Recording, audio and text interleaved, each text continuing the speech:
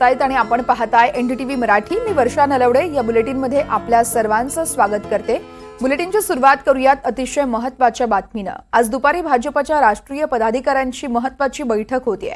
भाजपच्या राष्ट्रीय अध्यक्षपदासंदर्भात यावेळेस निवड होऊ शकते, तर निवडीची प्रक्रिया आजपासून सुरू होते।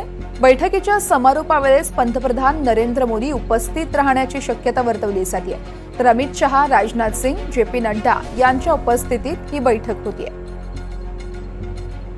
आज दुपारी भाजपच्या राष्ट्रीय पदाधिकाऱ्यांची महत्त्वाची बैठक होते।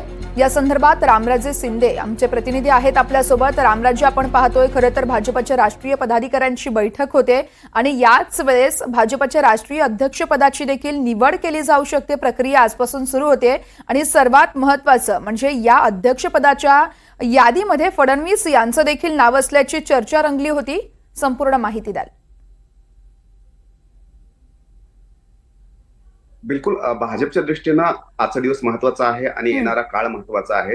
येणारा काळ यासाठी महत्त्वाचा आहे कारण यावेळेसची लोकसभा भाजपसाठी खडतर गेलेली आहे आणि त्यामुळे कुठेतरी संपूर्ण बहुमत जे आहे एकट्या भाजपला कमावता आलं नाही आणि त्यामुळेच पुढचा जो राष्ट्रीय अध्यक्ष असेल किंवा कार्याध्यक्ष असेल तो धावपळ करणारा असावा, तरुण असावा आणि सर्वानुमते संमत झालेला हा चेहरा असावा, अशा पद्धतीची रणनीती आज आखली जाणार आहे आणि त्याचबरोबर सर्व सदस्य मोहीम सुद्धा हाती घेतली जाणार आहे। येणाऱ्या विधानसभाच्या निवडणुका महाराष्ट्र, हरियाणा, जम्मू काश्मीर, झारखंड इथे भाजपची कशी तयारी आहे ते सुद्धा पाहिली जाणार आहे आणि त्याचबरोबर संपूर्ण पदाधिकाऱ्यांच्या माध्यमातून कार्यकर्त्यांना चार्ज करणं हा सुद्धा एक उद्देश आहे।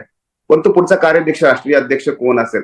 भरपूर नावं आहेत कारण धर्मेंद्र प्रधान पासून अनेक नावं पुढे येत आहेत, परंतु नेमकं निर्णय कोणत्या नावावर शिक्कामोर्तब होतो हे अद्याप सांगता येत नसलं तरी सुद्धा आजच्या या बैठकीमधून बऱ्यापैकी स्पष्ट होईल की नेमकं अध्यक्ष कोणाला केलं जाणार आहे।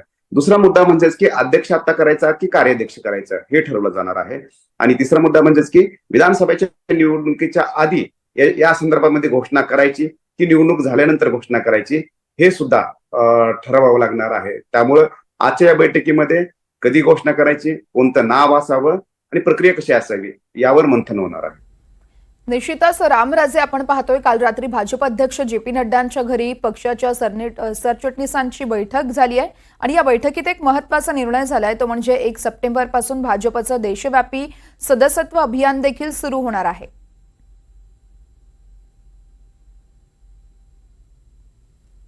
बिलकुल, कारण ज्या ज्या राज्यामध्ये भाजपला फटका बसलेला आहे, उदाहरणार्थ उत्तर प्रदेश असेल किंवा महाराष्ट्र असेल आणि इतर काही राज्य आहेत, त्या राज्यांना लक्ष केलं जाणार आहे आणि त्याचबरोबर एकीकडे विरोधी पक्षांचं बळ वाढलेलं आहे आणि संपूर्ण ठिकाणी जे आहेत महाविकास आघाडी जसं महाराष्ट्रामध्ये झाले तसंच आघाड्या होत आहेत वेगवेगळ्या राज्यामध्ये। अशा वेळी भाजपचा जो कोर वोटर आहे तर त्या कोर वोटरला पुन्हा एकदा ऍक्टिव्ह करण्याची ही संपूर्ण प्रक्रिया आहे आणि म्हणूनच आता सणासुदीचा काळ आहे खरं तर हा संपूर्ण, आणि तरी सुद्धा वेगवेगळ्या सणासुदाच्या माध्यमातून भाजपच्या कार्यकर्त्यांनी ऍक्टिव्ह राहावं हा मेसेज दिला जाणार आहे। गणेश उत्सव आहेत, अनेक वेगवेगळे दिवाळी आहे, वेगवेगळे उत्सव आहेत, तर वेगवेगळ्या योजना, वेगवेगळ्या कल्पना, वेगवेगळ्या आयडिया आणून हा कार्यकर्ता कसा मोबिलाइज करता येईल, एकत्रितपणे कसं एक संघ ठेवता येईल याचं काम जे आहे ती भाजप यापुढे करते। निश्चितच रामराजे, त्यामुळे या बैठकीत नेमके काय निर्णय घेतले जात आहेत, काय पुढे भूमिका घेतली जाते ही पाहावी लागेल। तुर्तास धन्यवाद आपण दिलेल्या सविस्तर माहितीसाठी।